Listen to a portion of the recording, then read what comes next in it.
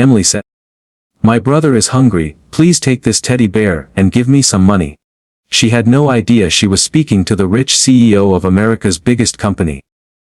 William had built empires from nothing. In boardrooms, his voice was the final word. CEOs admired him. Politicians respected him. News anchors analyzed him. His time was worth millions. And his schedule was tighter than any human could survive. But all of that power, control, and structure fell apart in a single moment. When a little girl stopped him outside a hospital, and offered her teddy bear for a few dollars. Not to buy anything for herself, but to feed her younger brother, it wasn't just the words she spoke. It was the way she looked at him. No tears. No drama. Just quiet desperation wrapped in courage. Her small fingers held onto a dirty, worn-out teddy bear. It had been stitched up, hugged 1,000 times. Maybe the only thing she'd had for years. Yet she was willing to let it go for her brother's sake. William had only stepped out of his car for a phone call. His driver waited nearby. He wasn't even supposed to be there for more than 5 minutes. But that single encounter froze him where he stood. I'm sorry, he said, lowering his phone.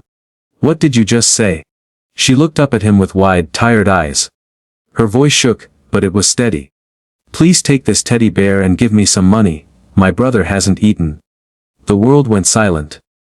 William had seen poverty before, but never like this. He had given to charities, sponsored programs, signed $1 million checks to organizations.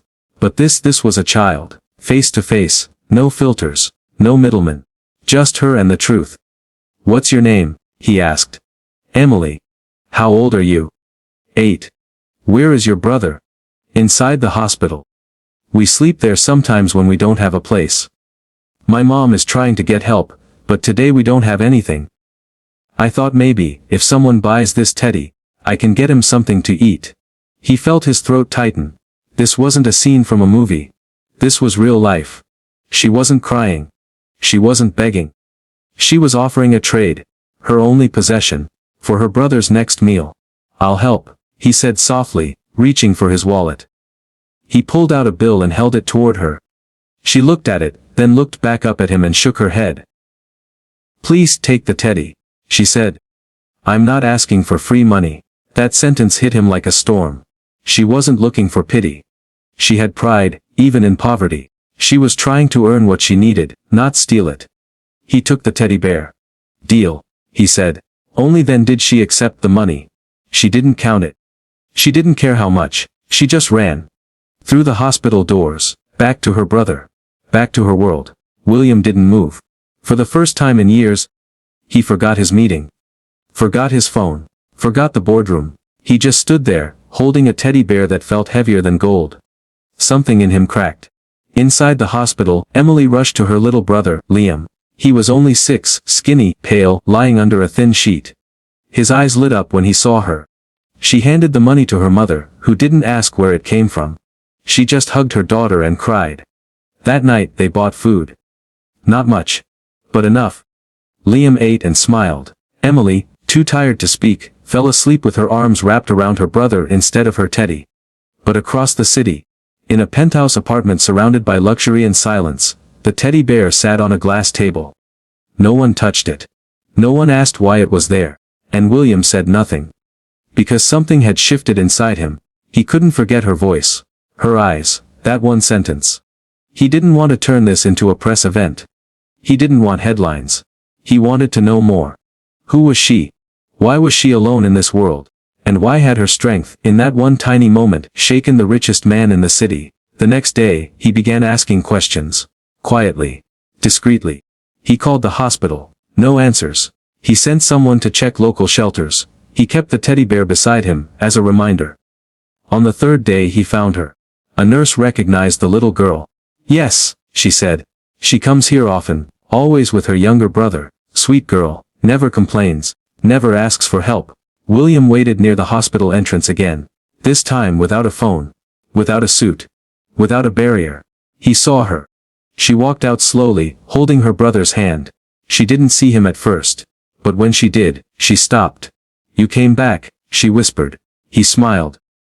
I didn't forget you. I thought you just wanted the teddy for one day. I still have it. Then why are you here? To see you. And to ask, can I help you and your brother? She hesitated. My mom doesn't like strangers. I'm not here as a stranger, he said. I'm here because you reminded me of something I forgot a long time ago. He didn't explain, he didn't have to. He gave her his card. Not with a logo. Just his name and a number. Tell your mom to call me. I can help her find work. A home. A school for you and your brother. She didn't smile. She didn't cry. She just nodded. That was enough. In the weeks that followed, William didn't make headlines. But he made change. He paid for Liam's hospital care. He got Emily and her mother a safe apartment. He enrolled both kids in school. And he made sure Emily knew she didn't owe him anything. The teddy bear stayed with him. Not as a decoration, but as a reminder. That love, when given purely, can change the heart of the richest man alive. And it all started with a girl who said, "My brother is hungry, please take this teddy bear, and give me some money." Sevenths, William didn't believe in fate. For most of his life, he had believed in strategy, systems, and logic. But after meeting Emily, that belief started to crack. Something about that moment, the way she looked at him, the way she refused charity and insisted on fairness, stayed in his mind like an echo that refused to die down. He had helped many people before. Donations, foundations, and sponsorships had his name written all over them. But this was different. Emily had not asked for pity. She had offered him a deal. A pure and innocent trade between two humans. One with a broken bear and another with a full wallet. That moment became a mirror. It reflected not just who she was, it reflected who he used to be. Weeks passed, but William kept coming back. Not to interfere, not to impose. Just to be near. He had assigned a small private team to keep a discreet eye on the family, making sure they were safe, making sure Liam's health was improving, and making sure Emily didn't miss her school enrollment. But there was something more he couldn't explain. He wanted to see her grow. He wanted to make sure this girl, with all her quiet strength, didn't get buried by the world the way so many others had. One evening, Emily stood outside the small apartment William's team had helped arrange. She was holding a school book. Her backpack was too big for her shoulders, but her confidence was growing. When William approached, she gave him a small nod. "Hi," she said simply. "How was school?" he asked. She shrugged. "It's okay. Some kids laughed at my shoes." He looked at her feet. They were still the same old pair from before. "I can get you new ones." She shook her head. "No, it's okay. They'll stop laughing soon. I'll be better than them in class." He smiled. There it was again, that fire, that quiet fight. "You will," he said. "I believe that." Emily looked up at him. "Why do you help us?" William didn't answer right away. "I think you reminded me that not everything in life is about business. Some things are about being human." She nodded slowly. "My mom says rich people don't really care. Your mom is right. Most don't. But sometimes, someone needs to be reminded what really matters." Emily thought about that. "I miss my teddy," she whispered. William reached into his car and pulled out a small box. Inside was the same teddy bear she had traded weeks ago. But now, cleaned up, repaired. Stitched carefully where the seams had torn. Her hands shook when she took it. "You kept it?" she asked. "I told you I would." She hugged it like it had come home. Behind her, Liam appeared in the doorway. His health had improved a little. He was walking, smiling more, and had gained some color in his cheeks. He waved at William. William waved back. That night Emily didn't say much. But something changed inside her. She started drawing again. At first it was pictures of her teddy and her brother. Then she started drawing buildings, people in suits, offices, ideas. Something had opened in her mind. She didn't just want to survive anymore. She wanted to create. Meanwhile, William sat in his office one night, staring at the city skyline through the glass. His world was filled with power, profits, and prestige. But for the first time in years, he felt that maybe it wasn't enough. His assistant walked in with a tablet showing a financial report. "Quarters up 6%, she said. He nodded absently, then pushed the tablet aside. "I want to start something new," he said. "A new business. No, a scholarship fund. For kids like Emily. Not for grades, for courage." His assistant blinked. "Courage. Yes," he said. "You can't measure it on paper. But it changes everything. She nodded and made a note. In the weeks that followed, Emily's life quietly continued to change. Her mom had found a stable job. Liam was finally on a healthy diet. Emily began excelling in school, not just academically, but emotionally. Teachers noticed how calm, responsible, and focused she was. One day during a school presentation, she stood up in front of her class and told the story of the teddy bear. "I didn't know he was a CEO," she said. "I just thought he looked kind, and I had no choice. My brother was hungry, so I gave what I had." There was silence in the classroom. One of the teachers had tears in her eyes. Emily added, "He didn't help me because I begged. He helped because I believed in doing the right thing. And so did he." The principal sent a letter to her mother that week, saying Emily had become an inspiration for the entire school. William never asked for credit. He never attended the school functions. But he kept watching, quietly, respectfully, and with growing pride. He had started off thinking he was saving someone, but now he realized, she had saved him too. One Friday evening, he invited Emily and her family to dinner. Not to a mansion, not to a fancy hotel, but to a small restaurant he used to eat at when he was poor. "This was my favorite place," he told them. "When I had nothing, I used to sit here and dream." Emily looked around. The place was small but warm. "You were poor?" she asked. William nodded. "Very. I didn't have a teddy bear to give. But I know what it means to give all you have." Emily looked at him differently after that. That night, something special happened. She said, "Someday, I want to help someone too. The way you helped me." William smiled and said, "You already have." Because that one sentence she spoke still echoed in his soul. "My brother is hungry. Please take this teddy bear and give me some money." It had been almost 6 months since that rainy afternoon outside the hospital. Emily no longer looked like the same little girl, who had stood trembling in worn-out shoes, clutching a teddy bear like it was the last thing holding her together. Her cheeks had color now. Her eyes had hope. She smiled more often. Her hands didn't shake when she held a pencil. She had friends. She had books. But more importantly, she had a direction. Liam was doing well too. His health had stabilized. He had started attending a small preschool near the apartment. He talked more, laughed more, even sang sometimes. Their mother, Sandra, had settled into her new job as a hospital aide, the same hospital where once she sat helpless, wondering how she would feed her children. And William. He had changed too.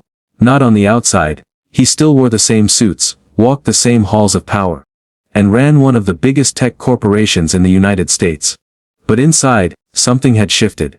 He no longer found satisfaction in quarterly reports or stock market surges. He found it in different things now. A drawing Emily sent him of a tree she planted at school. A text from Sandra saying Liam had finally slept through the night. Or seeing the scholarship program he launched in Emily's name. The Brave Start Initiative. Help other children get a second chance. But he was beginning to think of something more. He was thinking long-term. Not just about giving aid, but building futures, changing systems. And he knew Emily wasn't just a part of that change. She was the change. One Sunday morning, William invited Emily and her mother to his office. Not the main one. Not the intimidating glass tower filled with executives. But a quiet workspace he used when he needed to think. Emily looked around in awe. There were shelves filled with books, blueprints, framed photos, and one glass case in the corner. Inside the case sat a single object. Her teddy bear. She walked up to it and stared. "You still have it?" He nodded. "Of course. That bear started everything. It's more valuable than anything else in this building." Sandra placed a hand on her daughter's shoulder, her eyes soft. William turned to them. "I wanted to ask something important." Emily looked up. "Okay.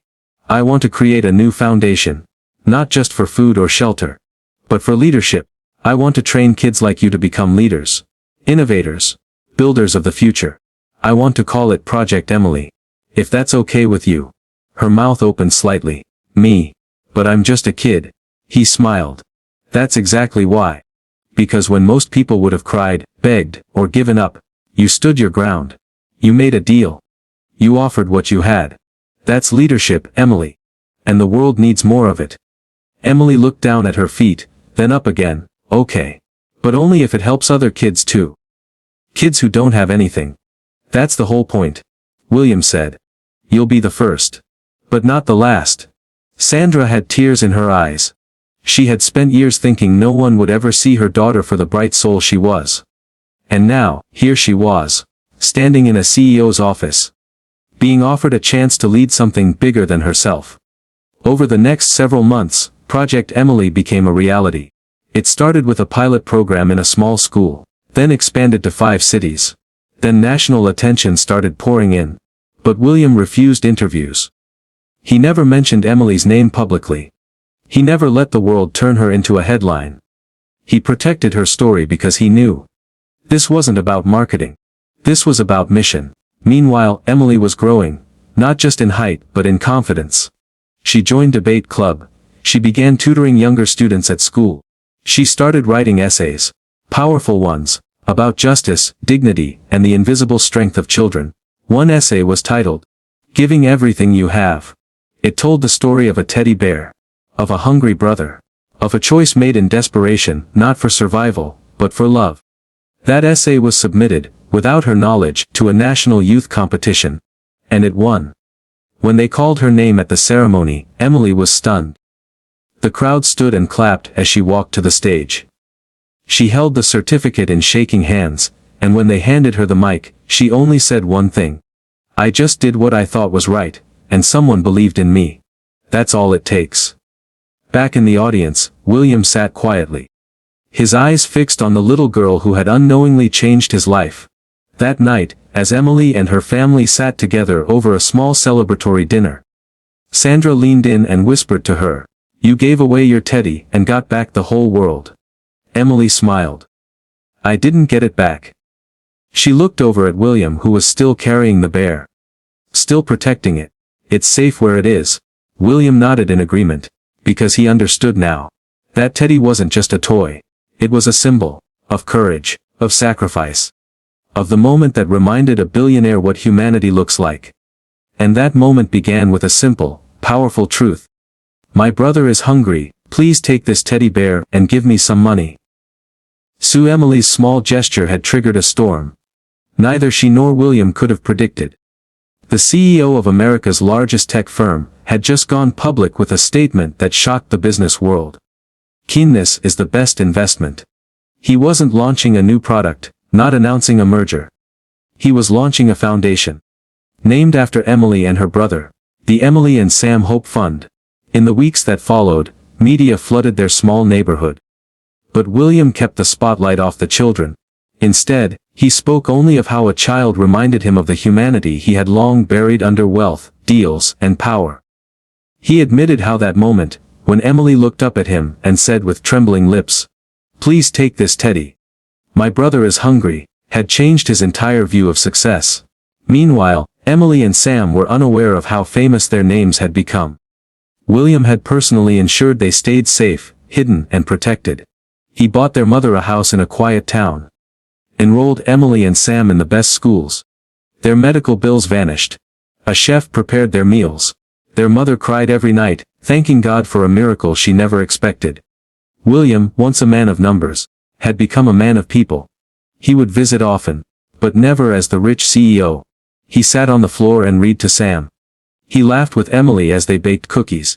He listened when their mother told him stories of her husband's death, the hunger, and the hopeless nights.